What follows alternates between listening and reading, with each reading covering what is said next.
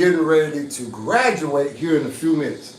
So let me go ahead and expedite this whole conversation, and let's go ahead and get ready to head on out to the graduation, picking up my mama, whatnot, and we get ready to head on out to the graduation, man. We get ready to head on out to the graduation, man. Yep. Oldest grandson graduated today. Oldest grandson. Remember that Joker was born. Boy, I tell you. Whew, 18 years have went by fast for him. Remember he was born. And I'm so proud. The legacy lives on. I want to kind of talk about that here real quick. How the legacy still lives on to the day. Unfortunately, I am the only graduate of my mother's family. So in other words, my brother, my sister, and me. I'm the baby boy. And I was the only one able to graduate high school, also go to college, got my college degree, my doctorate degree and all that. And the reason is because not that my brother and sister are not intelligent, not that they're not smart, life just happens, right? Unfortunately, something very tragic happened to my sister. She's the oldest, dealing with violation, domestic violence kind of situation when she was young. And, you know, thank God she survived it, she pulled out of it. But, you know, it did some things to her, and we understand.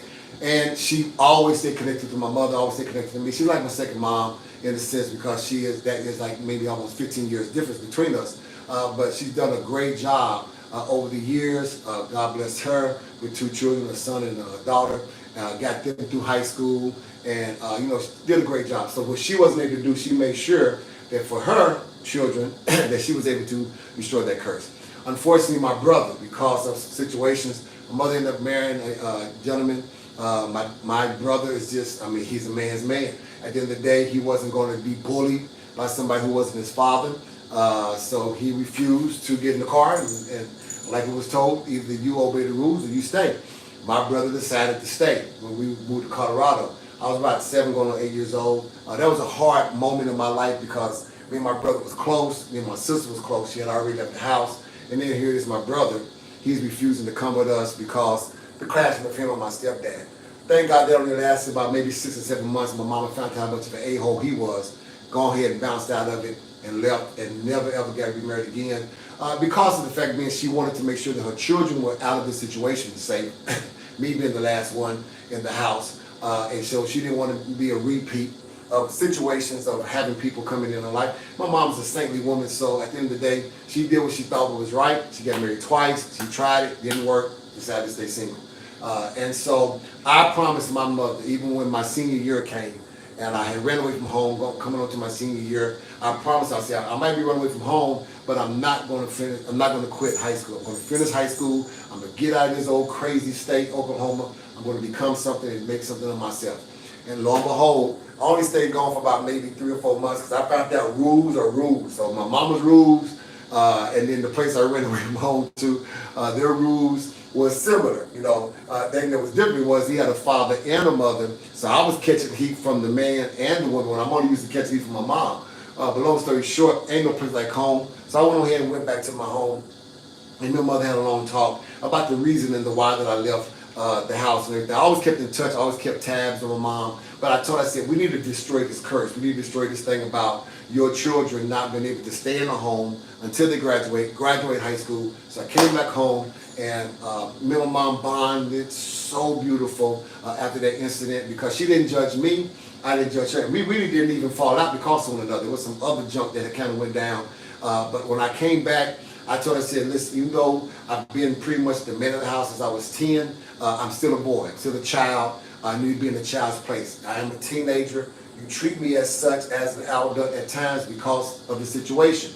But I need to also remember, I am your child, you're my mother all times. So my mother raised me to be very respectful. Even though I was in the streets and doing my thing, I always wanted to make sure that my mother was protected, my mother was safe, especially after what I seen my biological father do to her, and then how the stepdad tried to run game on her. So I manned up my senior year. I made sure that my mother had a son who was becoming a man outside of her house once I left the house.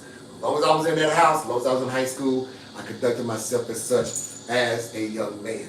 And so we developed a beautiful relationship. I graduated high school, joined the Navy, finished some college there in San Diego, finished some college when I ended up being overseas in Japan, finished some college when I ended up moving to Dallas, put all that together, and my life achievements, was able to get my honorary doctorate degree in relationship counseling, also in theological ministry.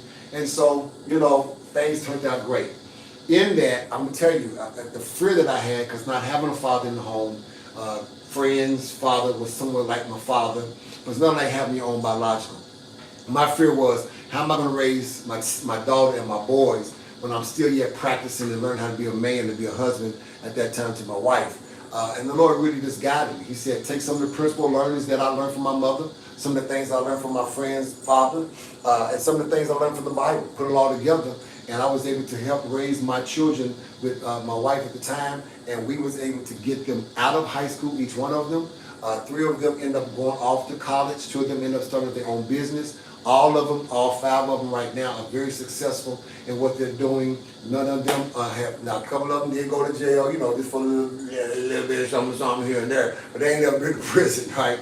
But they had their little moment. I went to jail a couple of days. But, you know, just like it is, you know, you do your stuff, you do your crime, you do your time. You get out, you learn your lesson. So we was able to destroy that curse. Now I'm able to say that my daughter, who's the oldest, her son graduating today, and he's already enrolled into an HBCU down in Langston, Oklahoma, going to Langston University, 4-year college, HBCU, already enrolled, already ready to go. So I'm so proud that the legacy lives on. He's carrying the mantle. He's letting it be known that he is proud, that he's able to make his mother proud, his grandparents proud. So I'm getting ready to go right now to go pick up his grandmother, my mom, and be able to go, great grandmother, be able to go and, no, grandmother, sorry, because I'm his grandpa.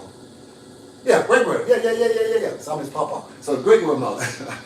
You know, listen, my mom is a great grandmother. So she has lived to see 4 generations, and if pray to God that Des been home alone and wait till he gets through college, you know what I'm saying? My mom is 85, so if he can wait, 4 more years, mama will be 89 before 90, then she'll be 5 times grandmother. So I am so excited. You're gonna go pick her up. I got my shirt over there that says Paw on the back of it, right? And I'm excited to go see my grandson walk across that stage here at 7 o'clock. It's 5:38 right now. So I'm going to make this short, sweet, and to the point. Never let nothing kill your legacy. Never let nothing discourage you. I know your children sometimes act like they're aliens and they're not from you. Got that. Been there, done that. I know sometimes they make you feel like, man, what the heck is going on? You want to strangle them. But have patience. Get them through it. Teach. Learn. Go through the hard times. Fuss, fight, argue, fall out. Teach them life skills. Teach them how to be able to deal with conflict, how to deal with consequences of their decisions, how to be able to still yet come to you and talk to you. When they was a child, now they're about to become young adults, that they need to talk to you even more. I've learned that I'm fathering my children more now as adults. My baby boy is 28, and my oldest is 34, getting ready to turn 35. So I'm learning that I'm fathering them even more now than I did when they was in my home as kids, because the decisions that they make are real. They're out there. They can't call me and say, Dad, I need you to come pick me up from jail. They can't call me and say, Dad, I need you. They can call me if an emergency happens or something like that. But if they do something where it causes the law have to come, I can't go to court for them. They got to go to court for themselves. So the decisions and the life skills that they've learned, and then some of the advice I still give them to today, is really, I'm seeing it grow, man. And there's nothing like seeing my children take on the mantle that the curses that was in our family, not all of them, but the big ones are now being downsized and the blessings is uprising. And so now my grandkids are being beneficiaries of us doing the right thing, making the right decision. If you show this to your child, let me share something with your child. Young lady, young gentleman, let me tell you something. You can make it. I come from a bad background. My mother struggled hard to make sure that we got through school, that we got through life. Life was not fair in a lot of areas, but we made it fair enough to get us through. I know people are talking about you. I know you've been made fun of. I know sometimes you've been bullied. I know sometimes you have to stand up for yourself. And a lot of people don't understand who you are or what you have become in your life today. But make not just your parents proud, but make yourself proud. You can do this. It's not going to be as hard as you think once you get out of high school, once you get out of college. Life is fun, and it's a whole lot better when you have options and you have angles and you have certificates and you have degrees and you have accomplishments and you have wisdom and you have family. They really love you. Life really ain't as bad as it seems to be. I know you're in between a time where you feel like quitting and giving up, to you juniors is about to become seniors, and you seniors is about to graduate to become a freshman all over again in college. You can do this. I promise you can. Just get through it. Get past your first year, get past your second year. That third and fourth is going to seem like, dang, when is it going to ever end? When you walk across that stage and hear your name, you talking about the joy not only your family's going to receive, but the joy you receive. It's nothing like looking back over, and I go look at my brother and my sister. They come to the church every Sunday, and I said, I did this for us. When you hear of my achievements, we made it. You see, my sister took care of me when my mama had to go to work a lot. My brother defended me when I was fighting 2 and 3 guys at one time. He would find out, he would come and handle that situation because that's what he was known for, them hands. And so a lot of what they sacrificed for me to get through school is because they sacrificed for me to get through school. So when I got my high school diploma, we got it. My brother and sister got it. When I got my college and I got my honorary degree, we got it. When I was able to be successful in helping raise my children, we did it. Because it took a tribe to get me through when they couldn't get through. But I didn't forget about it. As I was getting through, I brought them with me. And I thank God that now I'm getting ready to go see one of my grandchildren, one of 9, the first of 9, graduate high school. Wow. I can remember his mama walking across that stage. What y'all don't know is my daughter, her senior year, got pregnant. And they wasn't going to let her walk, but she fought. We fought for her to stay in the school. And you're ready to sit in the school with a pregnant girl. She says, no, I want to graduate from the school that I started at. Thank God she didn't show all the way. But she was able to walk across that stage with my grandson in her stomach.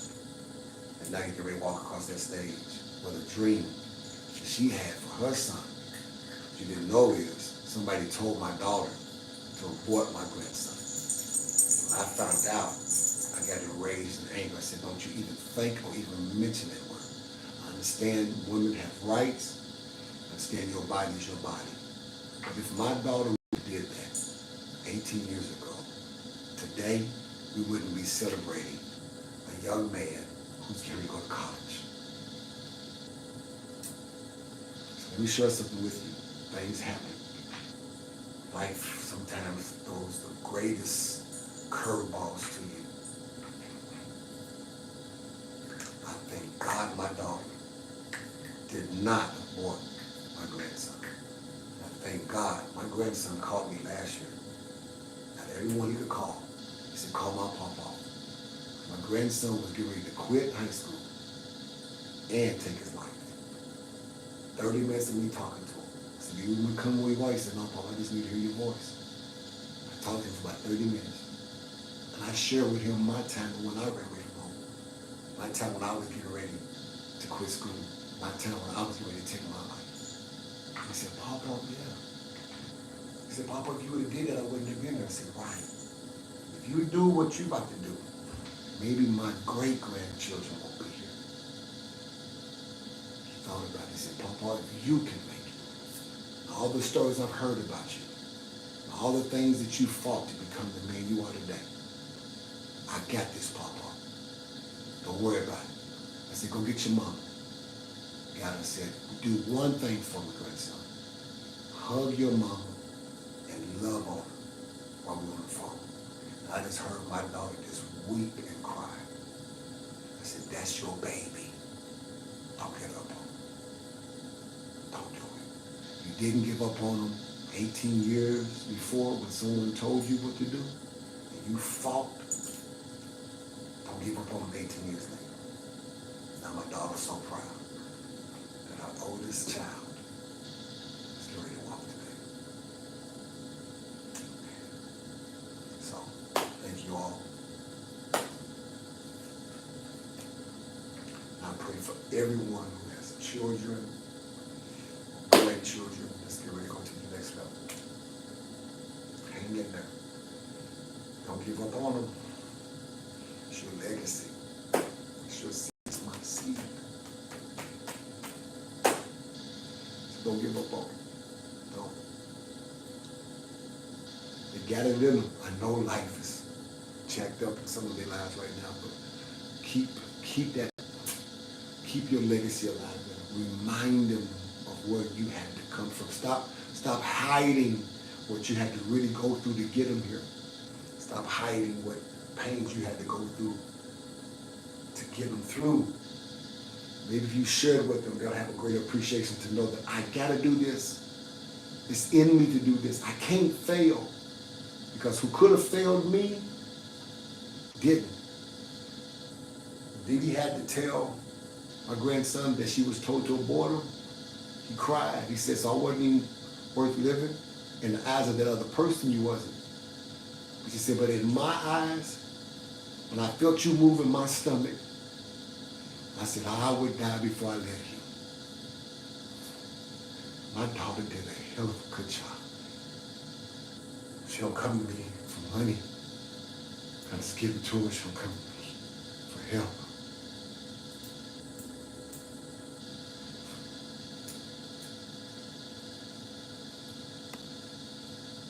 She's got a nursing degree. She's back in college to get her PA.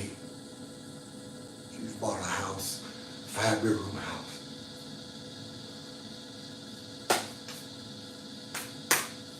Yeah, man. So I pray for all of you all.